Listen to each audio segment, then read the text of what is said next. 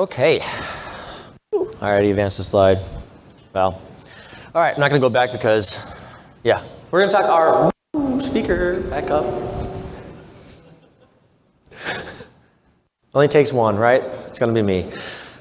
All right, well, we're going to talk RRM, Radio Resource Management. I'm happy to say I'm not going against GT this year because GT was the one that was getting all the claps in the other room, and I was looking at just a few people that were like, oh, yay, let's talk programming, yay, rah.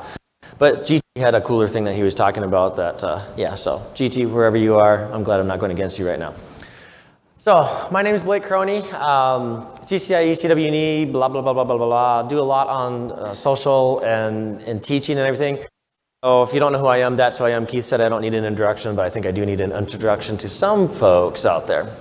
So I wanted to start off by kind of clearing the air, if we will, about RRM and say what this topic is not going to be. We are not going to get into any debates about static versus RRM. There's no right or wrong answer when we're using this. Static designs are perfectly acceptable, and I do static designs when I have to. There's some environments that, no, RRM is just not going to work in. That's a fact of life. You know, RRM is not better. It's not the debate of, okay, your design is going to be horrible if you use static, and you have to use RRM to ensure that the network is going to work. Everything that we talk about as an industry as a whole, it has to be what is the right config and what is the right deployment methodology for that project based on all the requirements that you understand from your customer. Okay, so we've all cleared the air on that. We're good that this is not going to be a debate as to which one is better. We all have our own opinions, and I just want to go over kind of a couple of the different solutions out there and talk about how you can make RRM work in your environment. I think one of the big issues with RRM is just, to be honest, it's a lack of understanding how the protocol, how the systems work. And some of that is, I think, even questionably understood by even the vendors themselves, if they're not the developers that are doing it. You know, we have this notion of what RRM is supposed to be doing, and then we get to deploy it, and we look at it, and we start scratching our heads. You know, there's always bugs in systems. I can say, Sam can back me up on this one, that prior to 4.2 code in Cisco land, RRM was kind of a hot mess. There was some issues in there. We've had hot mess issues with Meraki where it wasn't dropping the power levels like we thought it was. So that's going to happen, but we just need to understand that when we're working with RRM, you need to understand what it is and how it works to be able to deploy it correctly, okay? So, what is RRM doing? Behind the scenes, there's some algorithm that is evaluating some pieces of information. It might be neighbor packets, it might be polling the access points, polling the controllers, polling whatever data sources it can to determine how busy a cell is and how busy the neighboring cells are to determine if I make a change, if I say I want to move from being on channel 1 to channel 6, what's going to be the impact of that? Am I going to have a poor performance? Or am I going to have a better performance? And these algorithms typically run more than just one iteration of it. So if I'm going to say, I want you to move to channel 6 over here, if you move to channel 6, what's going to happen to the AP next to you? Is that going to move to channel 11? Is that going to move? Is this a ripple effect? Because we should all know by now that when we're doing designs, what happens when we move one AP or we change one setting on an AP? It trickles down to all the other access points. It trickles down across all the cells.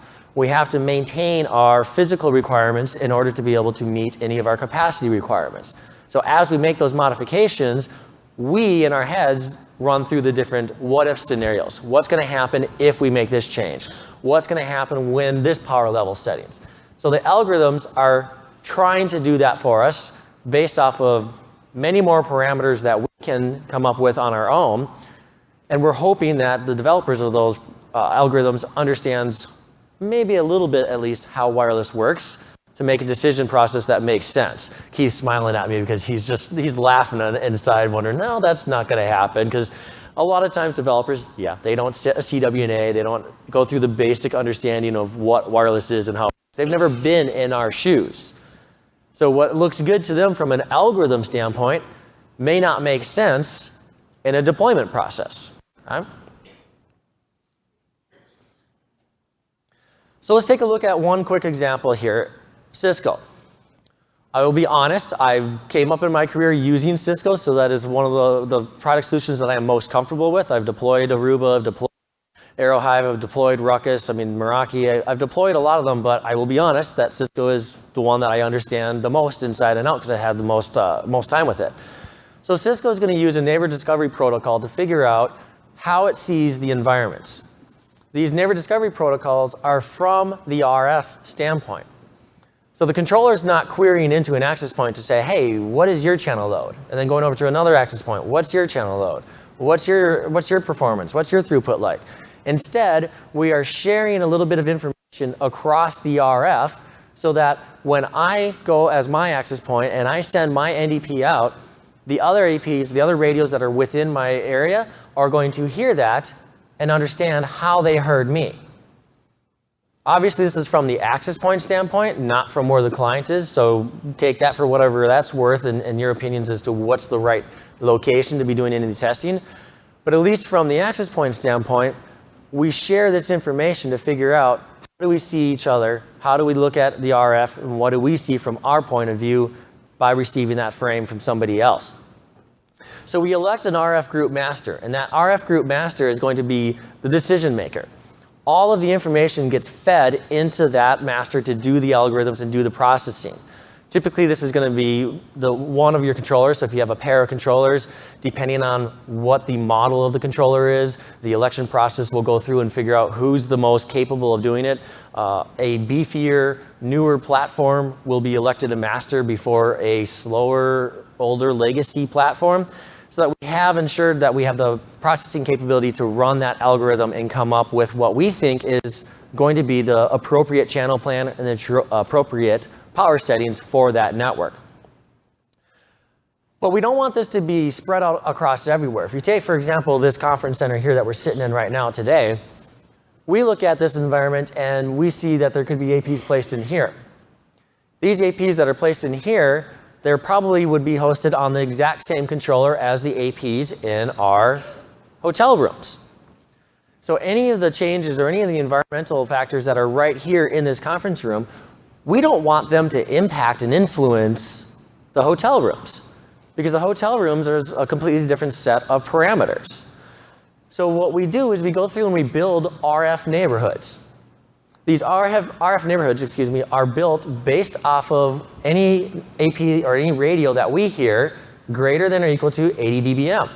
We consider those close to us. So we'll put them into a neighborhood, and when we go to do our algorithms, anybody within our neighborhood, they kind of work together. They work together to create these areas where we apply our configurations, apply our settings in there to limit how much of a change is going to happen. Now, obviously, if one neighborhood changes those edges that are shared with somebody else, an AP could be a member of, seeing different neighborhoods, that's going to be impacted. So the neighborhoods is more about just constricting that information or constricting that area to where we would typically see in a smaller area. We look at this thing called a cost metric. And that cost metric is based on a lot of different criteria. So it is an RSSI metric, but it's on AP load, CCI, so co-channel interference, adjacent channel interference. Do we have some spectrum information, for example, from a clean air chipset in there? And we use all of this to do our DCA, or our dynamic channel assignment. So when I go through and figure out how am I going to move this AP, I need to look at all these different parameters and come up with one single value that rates the performance of the cell and says, can you go over there or not? What is going to be the impact of me changing the channel? How am I going to influence that new cell? Am I going to overrun this? Is there going to be too much change so that maybe I should pick a different channel, operate into a different frequency? If you're deploying some of the newer controllers, the newer access points like the 2800 and the 3800, for example, we now have FRA, flexible radio assignment. We've had software-defined radios with a few vendors for quite a while now. It's just starting to kind of get trickling into more of the vendor solutions because we're focusing and looking at dual 5 gigahertz. We go through, and any of you that have sat, a Devin CWNA course, a Keith CWNA course, what's the one thing that we always talk about? Design for 5 gigahertz, and 2.4 is problematic. We can all agree that it's problematic. To the extent of the problematic is based upon your environment. But we know that we're going to have to do what? Disable 2.4 radios. So if I go and I'd say to a customer, and I look at you and I say, I want you to turn off half of your equipment and half of your investment in your infrastructure, they're going to look at me like I'm crazy and say, why isn't there a cheaper solution for this? So the flexible radio assignment with the dual 5 gigahertz and anybody's products, whether it's AirHive, Aruba, Cisco's, whoever's, it's all about trying to be able to provide more capacity and try to provide a better return on that infrastructure that they're purchasing. So this all comes into play as well with RRM, because now we could try to tell you, based off of a coverage overlap factor, or a COF, how much overlap do you have on your radios? If you have too much overlap, I'll turn off a radio, or maybe what I'll do is I'll switch it into 5 gigahertz mode. But just because we have the ability to switch into the 5 gigahertz mode doesn't mean then we're going to start foot and also have problems on, because we're going to have too much from co-channel and adjacent channel interference. So looking at the solution and putting everything together to try to come up with what's going to happen, you can see why these algorithms are extremely complex. There's so many things that are happening in fractions of seconds.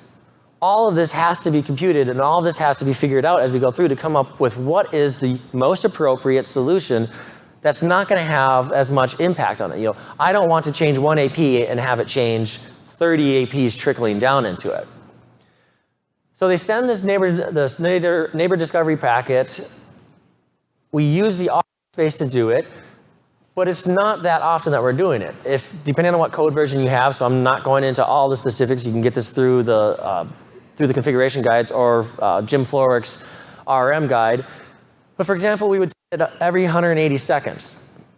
So if you have 21 channels that you have allocated through your channel plan, because you've taken out, say, for example, like 144, because you've looked at Mike's awesome website to see what are my devices capable of, and I can say it's not capable of 144, it's not capable of maybe some of the DFS channels, for example. So we have 21 channels that we're going to use. If we're looking at every single channel and sending an NDP packet on it based off of that 180 seconds, every 9 seconds we're going to send one NDP frame. So there's not a lot of overhead that we're introducing into the RF by doing this. We still have to contend for access to the medium to send this. We still need to make sure that we're not impacting our clients. Because the last thing that we want to do is impact our clients. We don't want to be sending all of these overhead frames. We have enough overhead already. If you looked at the protocol stack, over 2/3 of our frames that we send are just cell operation, not even Dell data carrying frames. So we send this at the highest allowed channel, which is important to understand from your regulatory domains and which channel you're operating on, because we will send it at the highest power, not what the highest power that the radio is configured for, the highest that it actually can do on the channel. Why do we do it this way? Because we look at this and we want to know, based on what the maximum transit power for that cell is, who all can hear me at that 80 dBm level. If I go off of what my channel power is, my channel power is already configured down, and we're going to talk about defaults here in a second, but default on RRM is just go as loud as you want and be as quiet as you want. And that's not what we want to do. So we want to constrict it, but when we send these frames out, we still want them to go at the highest allowed channel power, period, so that we can see everybody around us. And then they're sent at the lowest supported data rate. So the lowest supported data rate on that RF profile, or that you have configured through your 802.11g or 802.11a, the 245 gigahertz, that's how we're going to send those frames. So looking at another vendor, for example, Aruba. Aruba does things slightly different, but still in a we need to create these cost metrics.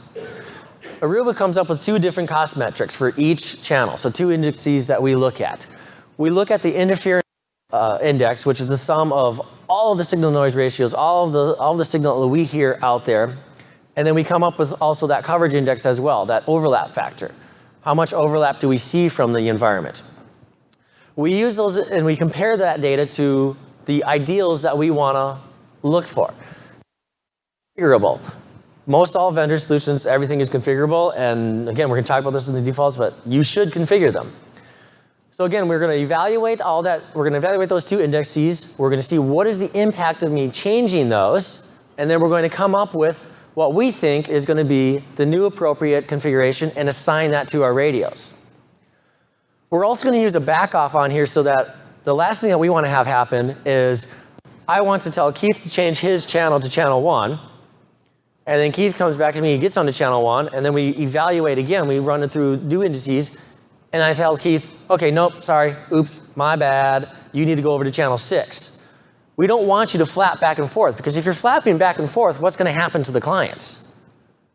Clients are going to lose their mind, okay? I mean, the clients already lose their mind. Is that what you get the giggle out there already? Is that clients always are going to cause us to lose our minds? Yeah, the absolute worst thing for a wireless network is the client devices, because we have no control over those things. So we pull the APs, looking at the retries, looking at low-speed frames, any fragments, any fires. We're trying to come up with actual throughput, see how the frames are being sent, evaluating all of these factors to determine, did we make the right decision or not? This is all what it comes down to is, did you make the right decision or did you make a bad life choice, and do we need to redo and rethink our choices? Ruckus. Interesting thing on Ruckus is that they recommend the maximum transmit power, period. They've based their antenna designs, and if you've ever had the chance to look at some of this gear, their antennas are really awesome antennas. They've got some really smart people at the company, and when you use a beamflex access point, the recommendation is to operate at maximum transmit power for the best SINR. We all kind of start to scratch our heads and think about that for a second. You want me to always operate an access point at 100 milliwatts and make really massive cells? It kind of makes you go, for a little bit, but also think about what are the other parameters that you're putting into this equation that we haven't talked about, attenuation factors. Hopefully you're tucking these things into rooms and using walls, using the objects of your environment to attenuate the signal as best you can. So maybe the maximum transmit power is not necessarily that bad of an idea. So they recommend using the maximum transmit power and only focusing on looking at channel changes instead of looking at power and channel changes as well, so that we have uniform cell sizes based off of at least a transmit power. Now we only are looking at factors. So we do our background scanning for our channels to see what are the different channels looking like. What are our metrics in there? What do we see from Fly, which is one of their technologies. So they have background scanning, which is kind of I don't want to say legacy, but it's just an alternative way. Channel Fly is the newer, hotter technology. We go through and we look at and figure out, using real-time stats, what's the performance of that network. So instead of just looking at some of the background scans and going in our off scans, we're going to actually look for performance stats from the controllers, from the access points, to figure out what this looks like. The downside to this is that your convergence takes a lot longer to come up with a stable plan. So if you introduce new access points constantly, you don't necessarily want to use this method, because if you're always introducing new APs, doing a rolling deployment, for example, as you roll the new APs in, it has to go through and recompute all of this. All this has to happen, and all these changes could impact you and cause problems. I mean, to be honest, in anybody's solution, rolling changes is not a good way, or rolling deployment, is not a deployment methodology. We understand that, say, for example, in a hospital, I can't bring down the entire hospital network in a forklift upgrade, and all of a sudden, there's my new APs, all of them are aligned. I know I'm going to bring on one floor, then bring on another floor, then bring on another floor. So in anybody's technology, to be honest, the one thing that you should do is you should go through and you should figure out, if I work through this, how can I stop my algorithms and then restart it?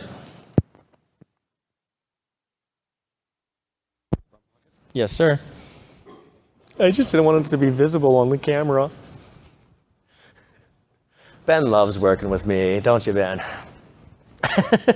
So anybody's environment that we have, to be honest, you should be, once you have all of your access points online, you should be restarting the algorithms if you can to start from scratch and say, hey, you know what? Forget everything that you've learned. Forget everything that you've figured out over the past however long it's taken us to do this deployment.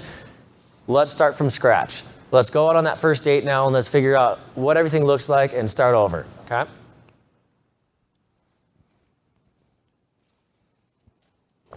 I stared at this in the boot camp too because I forgot I had to click it to build it out.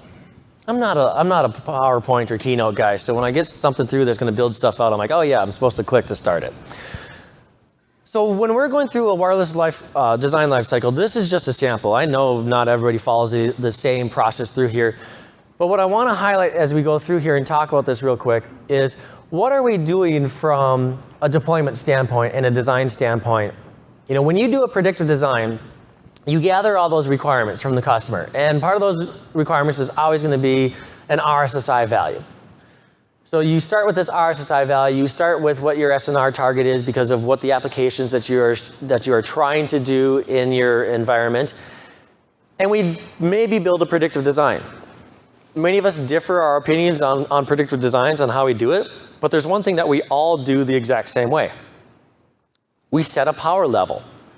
I can't tell you how many times teaching ECSE courses, when we go through one of our activities, one of the questions is power of access points. And everybody's like, well, I'm going to do PoE. I'm like, no, not physical power. What's the power level of the access point that you're going to use?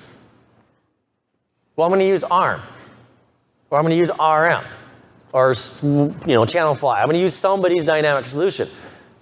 And I kind of get a little chuckle when I hear that because I'm always like, well, that's great. I understand that. But does Ekahau know how to do ARM or RRM? Or when you're building a design, do you just say, no, I'm going to be at 100 milliwatts and it's going to be max and just throw it out there and see what happens? No, we always look at it and we say, we're going to start with something like 12.5 milliwatts, 25 milliwatts. We set some value that we start. So you're starting off a design using static. You're building that foundation from the get-go with a static power level. And we set that design also with static channels because we want to figure out from a predictive standpoint, what is our channel overlap going to look like? So then if you move to the AP on the sticks survey and you're going to validate your predictive design, again, what do we do on the access point that we're using for our survey? We statically assign a channel and we statically assign a power. We always need to have some sort of foundation when we're working with any design. It doesn't matter if you're going to deploy fully with static or if you're going to trust RRM and hope that it's going to be able to help you come up with a design, but you have to start with something. So if you're starting with the power levels already, you understand where you need to go from there. So why does RRM fail? Probably if I ask you guys to raise your hand, almost all of you will raise your hand and say, yeah, I have an RRM deployment that has failed at one point in time in my life. One of the reasons why RRM fails is that it's not a replacement for a design. You still need to do any method of predictives. You still need to put that data in. Whether you're like Devin, where you go out and you knock on the walls and you check all those attenuation factors, you get all those data points so that when Devin comes up to us and he says, I built a predictive design, he knows he can stand behind his design, right, Devin? Because you've captured that data. But you're not going to go out to a site and just do all that work, come up with all that data collection, build a stable design that you're going to see in your predictive, and then throw it to the defaults and say, all right, well, physical is all I need, right? No, it's not going to work that way. You have to put as much effort into this as you do up front in your initial design. You have to go through and come up with the proper configuration for this to make sure that it works. And most importantly, it's not a replacement for any one of you in this room. You're all here for a reason. Well, except for Wells. He's only here because he wants a lanyard. Everybody else is here because they want to understand the technology and they want to know how to build better designs, how to use the technology that's out there. You don't want to be replaced. One of the things I asked Bob Friday from MIST about, and he's going to have a 10 talk on the virtual network assistant, And AI, I was talking with them on a podcast, and I said, are we finally getting to the point where we truly do have an RF engineer in the box that's going to replace all of us? You know, AI is one of those things that we look at it. Sam's shaking his head yes, because I think Sam's ready to retire and just be a whiskey distiller or something, right? But we go through this, and we go through all this effort to do all this work up front. Don't let RRM replace you when you go to deploy it. You know, you need to go through and you need to change those defaults, because you didn't use default maximum transmit power in your predictive design. You didn't use default channels in your predictive design. You know, somebody doesn't go through the channels if they're using Ekahau because everything's on channel 1 and 36. And you just look at it and you say, hey, there's, you know, where's Mitch? Are we deploying a Maru, Fortaru, whatever single channel architecture? Hey, Mitch, how's it going over there, buddy? We're not going through and doing that. We're changing all of our channels. So it's important to also change the defaults and make RRM do what you want it to do. Nobody judged me on this design because I just tossed APs on a map last night because I needed AP icons on a map. So, you know, let's not judge the CWE throwing up a paper design with no actual parameters put into it, no wall loss values or anything. But if we look at a design, for example, and we go through here and we come up with this as our predictive design, we see our channels that we want to work with and everything, we want RRM to come up with something close to this. We know for a fact it's not going to come up exactly with this because the algorithms are taking a lot more information than we even know. So we just want to say, okay, you come up with something close to this and I will be happy. When you went through and you did your design and a predictive, you looked through things and you figured out, you're looking at it and you say, oh, there's an AP that I need to put in this conference room because I have density over here. I have a lot of cubes up on top here. What do I need to have for capacity across that top there?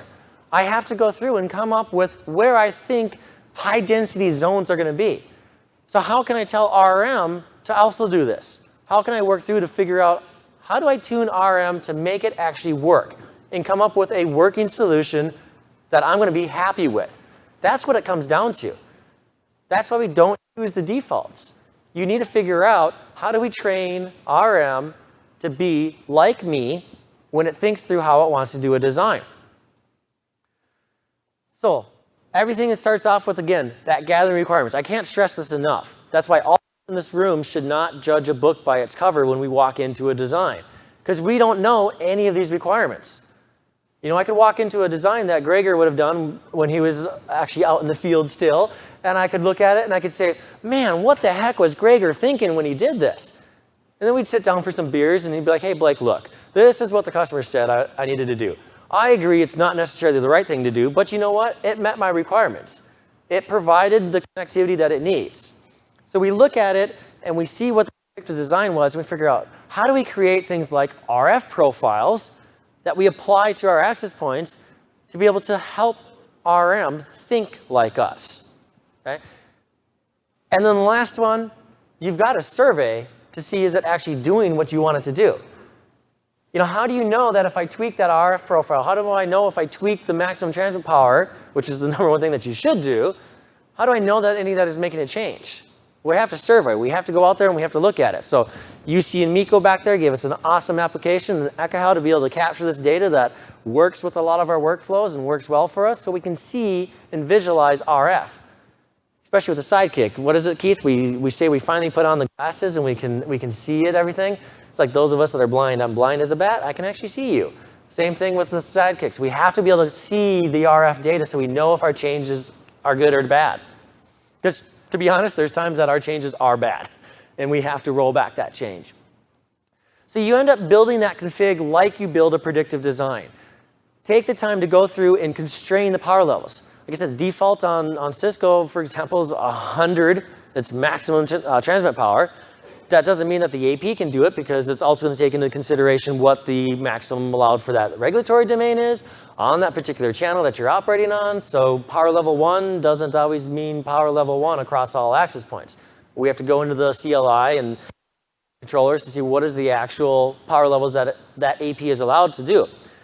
But at the base, we need to constrain that power levels. Set a max as well as set a min.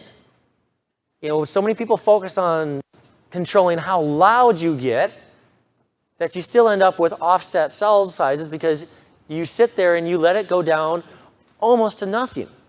We don't want that. We want to try to have a baseline. You know, we want to have that happy medium. To be honest, I usually tell my engineers, if you're doing a design and the RRM levels out around power levels 3 to 4 on 5 gigahertz, you're pretty safe. That's a pretty safe place to be across any of the platforms out there on any of the channels across any regulatory domain. Constrain the channel allocations. If you know for a fact you have a problem on a channel, get rid of that channel if you can. Obviously on 2.4, that's a little easier said than done because we already have a limited subset of channels. So if I know that there's an interference source on channel 11, I'm kind of, do I really want to get rid of it? But this is where you use the profiles as well, is because don't get rid of it across the entire board.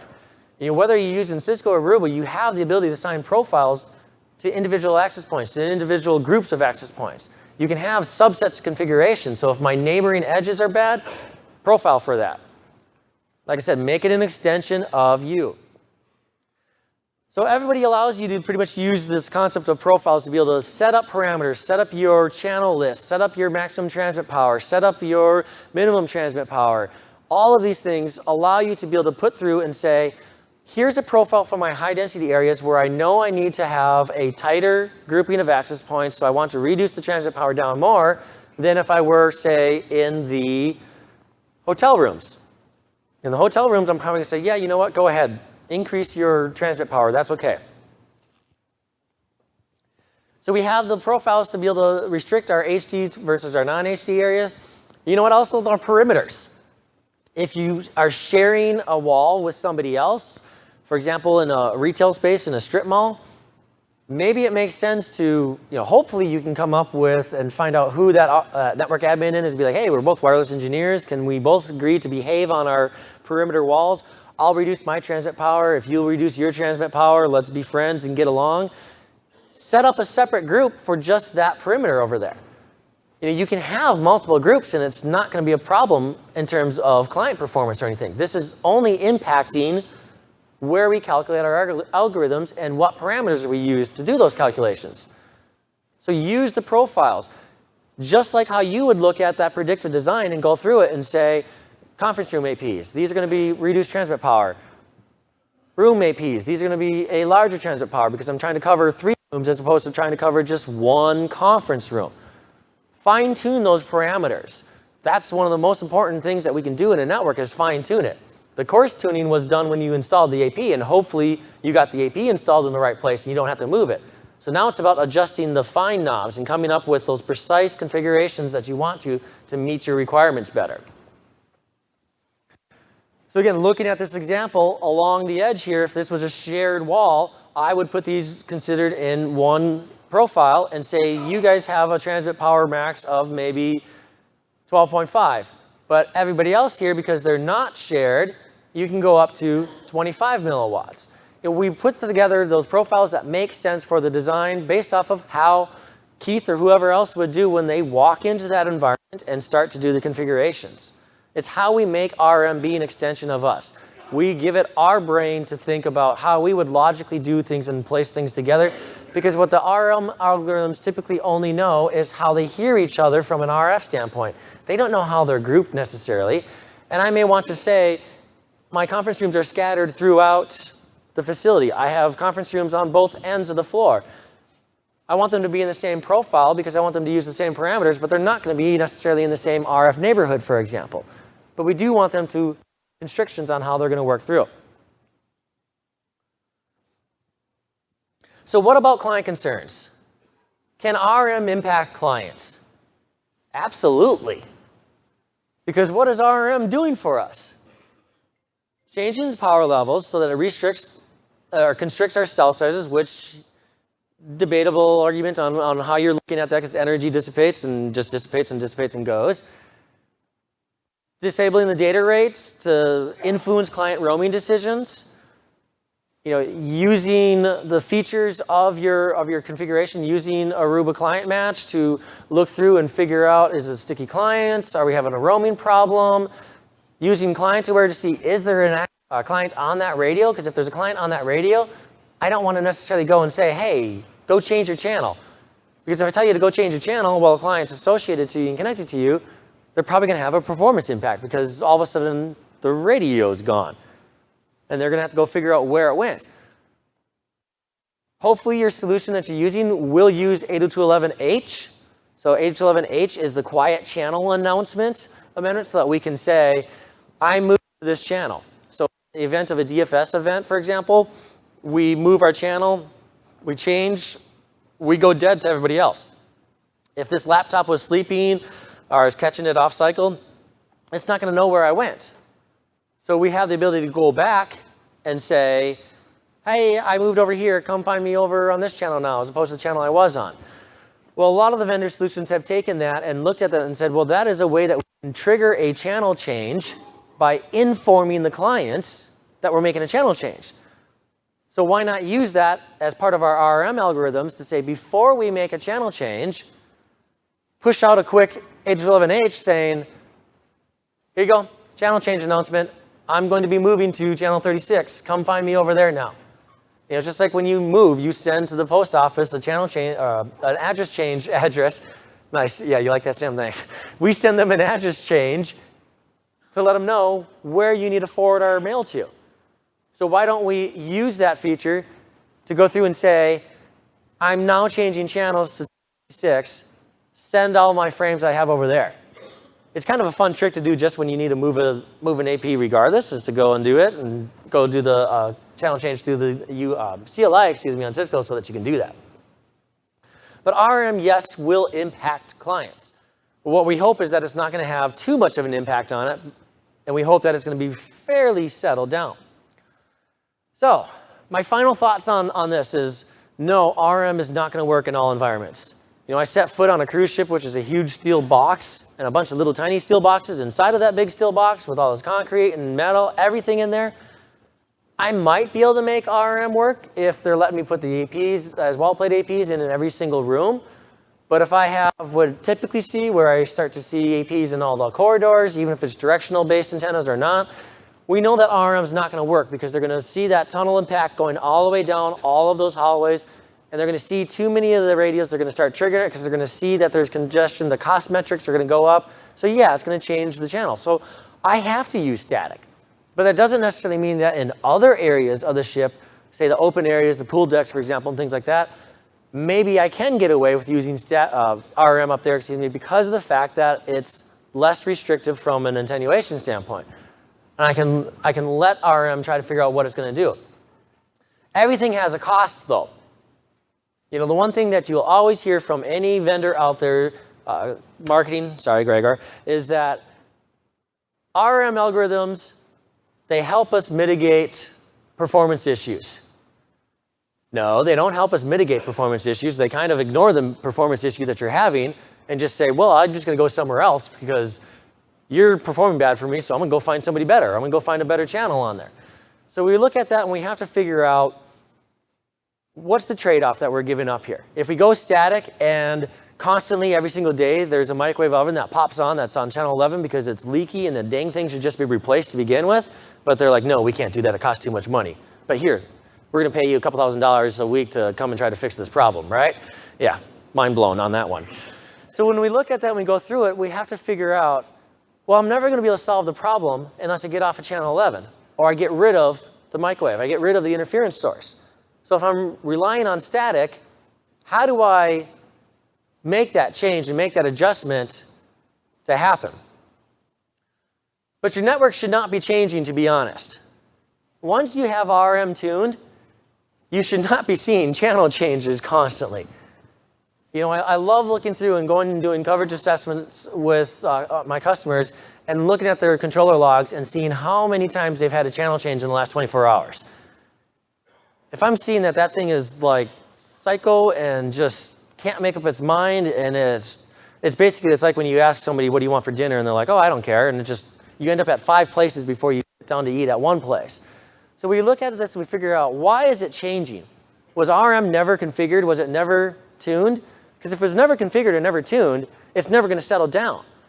Because it can't get to a point where it can normalize and it can converge and it can be happy with all the settings, because it's always figuring out, Sam, you're just bad for me. You're bad news. You need to go and change a different channel.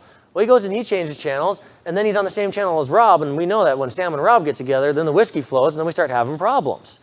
So now we have to figure out how do we make it so that that's not going to happen all the time. Let's limit the impact of that. Let's only have it happen a few times. So reduce the number of changing by tuning it and setting it up. And the last one I can say is you really have to test. I mean, I can't stress that enough. Test, test, test your changes.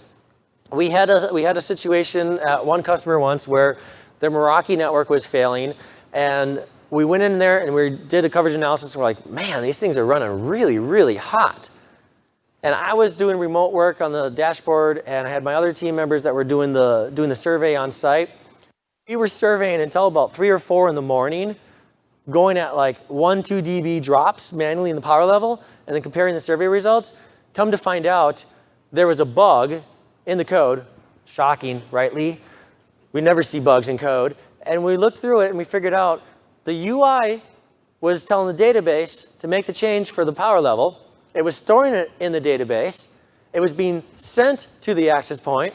But then in the AP to driver firmware, lost the logic and said, oh, no, I'm not going to change the power. So it never adjusted the power, regardless of whether we did it static or if we used Meraki's automatic power settings. So the thing would never, ever power down. It was always stuck at maximum transmit power. So you have to test your solutions to figure out and see, is this actually working or is this not working? Because you can sit there and turn the nerd knobs and think you're making a change, and it's not doing anything other than just looking pretty in a UI. So test RRM, be okay with it and accept it as a potential design tool if it's the right one for your requirements. You know, Keith and I, we've had tons of conversations about RRM. And all the conversations has usually been, I'm not to put you on the spot here, Keith, but it's been, I fix RRM problems. It's like, no, not necessarily. You fix it by replacing RRM. Because you go to a static because you're comfortable and you understand it's going to do exactly what I'm asking it to do. Because I'm telling you, this is the transmit power, this is the channel you're on, lock it and be done. And I know a lot of people that they'll run RRM just to get them to a stable point, and then they freeze it. And there's nothing wrong with that. If you let RRM figure out what it thinks that the network could be set up as, and you're happy with those results, but you don't want to have to worry about it changing channels and causing performance issues on the client side, then yeah, let it converge and then freeze. Don't let it make any changes after that, because then now you at least know this is what my consistent, stable platform is going to look like. Questions? Because that's what I have. And man, 6 minutes. That was pretty close.